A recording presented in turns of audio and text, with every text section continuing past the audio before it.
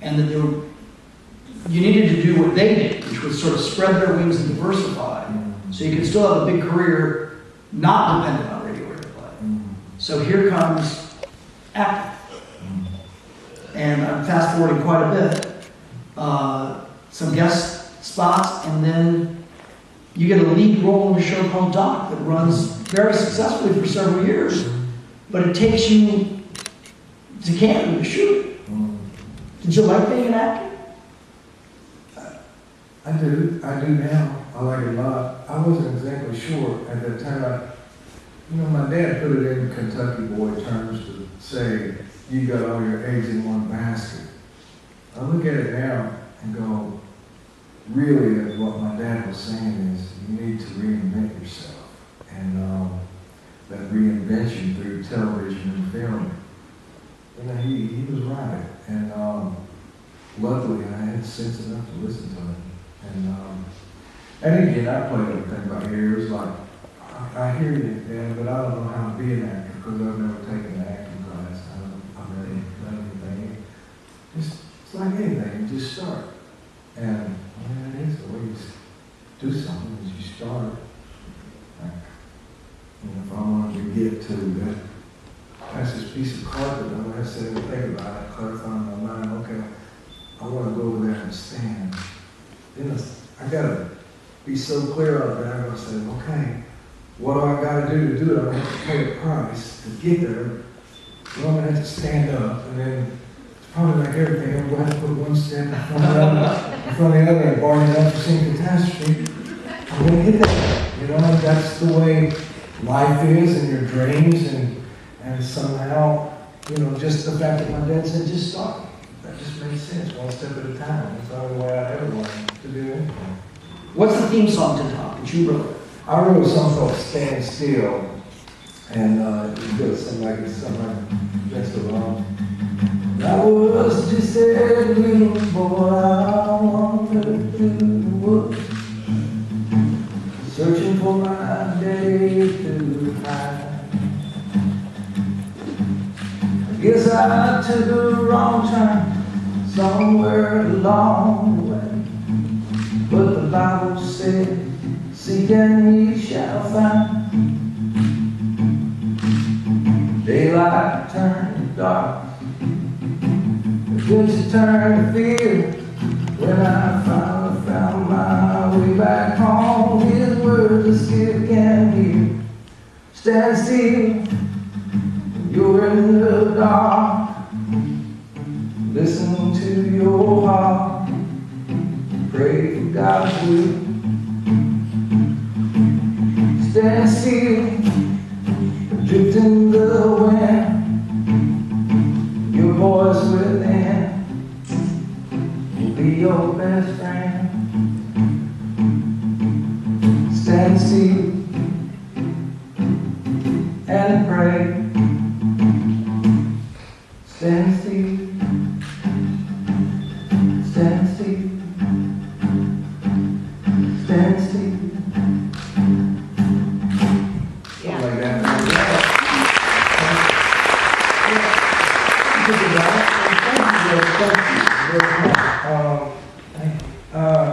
I didn't think about it at the time, but in writing this book, and now even at just this moment, when I just played it just now, it's clear to me that I talk about that voice there, but I never really analyzed it that much, because that song came to me so quick. It came to me on the runway in Toronto in the middle of shooting the pilot for Doc, and I was questioning, am I doing the right thing? What have I got myself into? And I love music so much. And then my dad, there's a story in the book where I get lost when I'm a little boy, and after I'm found and been out in the cold for a while, my dad dropped to his knees and hugged me, and he said, if you're ever lost in life, stand still. And there I stood as a, I don't know, maybe a 38-year-old man, something like that, just as lost as I was when I was an 8-year-old boy, And I said, I'll stand still, you figure it out. But I didn't stand still, the plane took off. Obviously, we're fast forwarding quite a bit, and there's so many wonderful things detailed in the book. Another TV show that people may have heard of that you were involved with is called Hannah Montana. And you described it, I think, I don't want to paraphrase it, as a mixed blessing in that in many ways, I mean, your daughter's very talented. She was born to play that part. Yeah. Mm-hmm. Originally, they had written it as that I wore the blonde wig.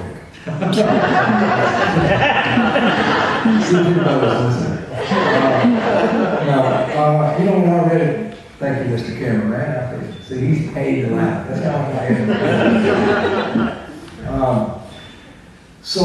I read that script, and from the first time I read it, I thought A is really well written, and B, Miley is Hannah Montana.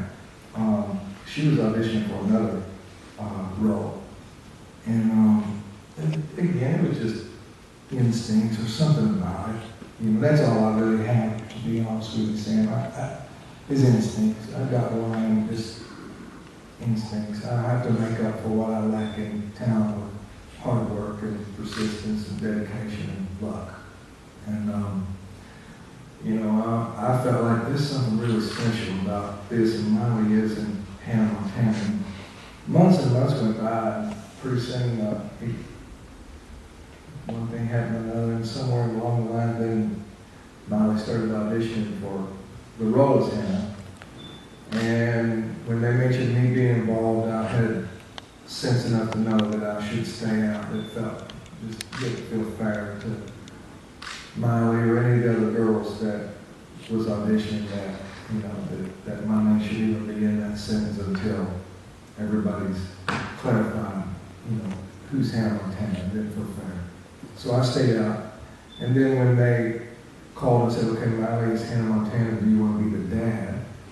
Then I had sense enough to realize that, well, what I do is play life like you.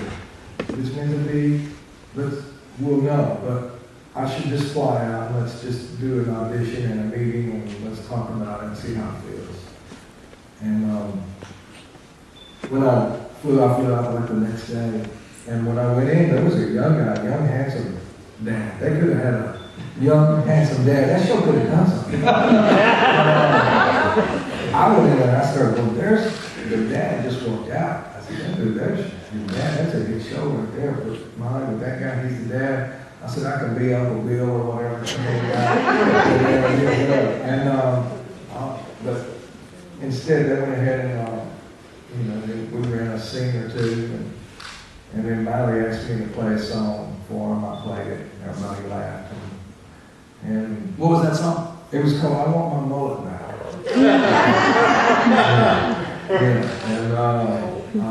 We did a little piece of that, and the whole room, like all those producers, directors, everybody was clapping, and it felt pretty magic, like at that moment. And they called, like just a couple hours later, and Gary Marsh came to see me and said, hey, you're the dad. We're going to shoot it in a couple of weeks. Can you stay? I said, yeah, let's go ahead. And so I stayed, and what do you know? 101 episodes later, a movie, and I'm sure the biggest hit Disney Channel's ever had, and a colossal hit, and like a worldwide hit. And I'm selfishly going to ask you to play one song from the movie. I told you about this before. You and Miley had a duet in the movie, which is it became a big hit as well. Ready, Set, Don't Go. Yeah, we play it. In the movie, we sing a song called Butterfly Fly Away. Right. And Ready, Set, Don't Go is we used it was one of the episodes of Hannah, and it became very popular. The song became a big record, and it worked out pretty good. Did you have your sip of water? And I will promise not to play you and sing Miley's part. Oh, please no. Please do, please. Who can sing Miley's part? Sal, can you sing Miley's part? Something like this.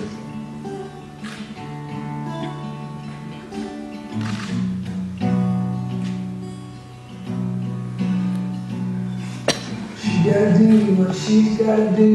like it or not. She got dreams too big for this town, and she needs to give them a shot, wherever they are. Looks like she's already leaving, nothing left back. Ain't no room for me in that car, even if she asks me to tag along. Gotta be strong. She's at the start of the line, the rest of her life is ready as she's ever been. Got the hung around, the stars in her eyes, the prize is hers to win. She's waiting on my blessings before she hits that old road. Baby, get ready, get set, don't go.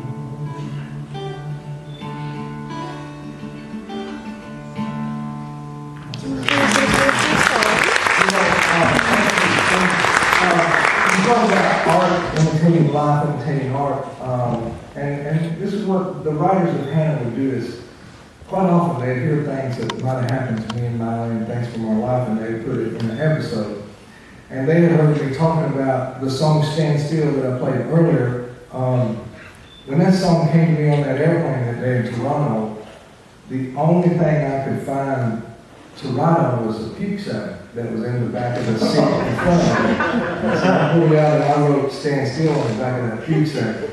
So in the episode, when they said Don't Go, it was kind of that same thought, only they had written that I write Ready, Set, Don't Go on the back of the puke sack.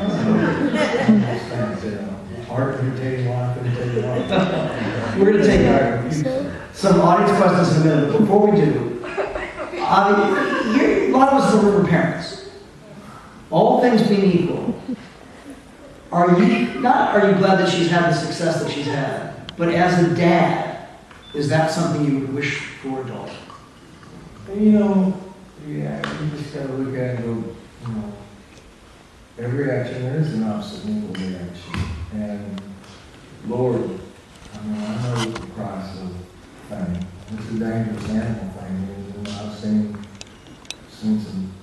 some great ones that sometimes fame just gets going so crazy and so fast and furious. Sometimes people just fall off. Kurt Cobain being one, Amy Winehouse, Jimi Hendrix. The list goes on of people who it just gets so furious. Fame is a dangerous thing. That being said, I think for Miley, it was destiny. Like she was born to do what she's doing. Even if I hadn't been doing television, even if I hadn't been doing what I do in music, though she wouldn't have been born if I wasn't, that's true. And then through this whole thing, I mean, it was all part, everything in my life, every red light, every green light, every left, every right, led to that moment. You know, not only her being born as Destiny Hope Cyrus, but years later she begins to talk and walk. It was obvious that, I mean, really, she sang before she talked. Like, she would just sing. And if there was a microphone on the stage, she was going to break away from the nanny and get to that microphone before the show was over. The point is that she just loved to entertain people. She had something that was just born within her, and she loved it. Like that, you could just tell she lit up, and people would light up when they watch her. And you know, she just loved it. So I don't think, no matter what, as a dad, to answer your question, even if I would have said different things to Mary, like, you know, you don't want to get into this or this or that. Though that was her destiny, and she's, I think, you know, that was her path. And there's something that I couldn't or wouldn't have changed. That being said, if some dad came to me and said, hey, my little girl wants to do this or that and that, you know, I would just say, the one thing that I'm definitely not is perfect. So, especially as a dad, you know, I don't know nothing about it. I just play it by ear like I play everything else. Try to do the best I can do and try to do what's right. And with that being said, I'd probably say to any dad out there, don't ever take normal for granted. You know, somewhere along my life, I lost normal.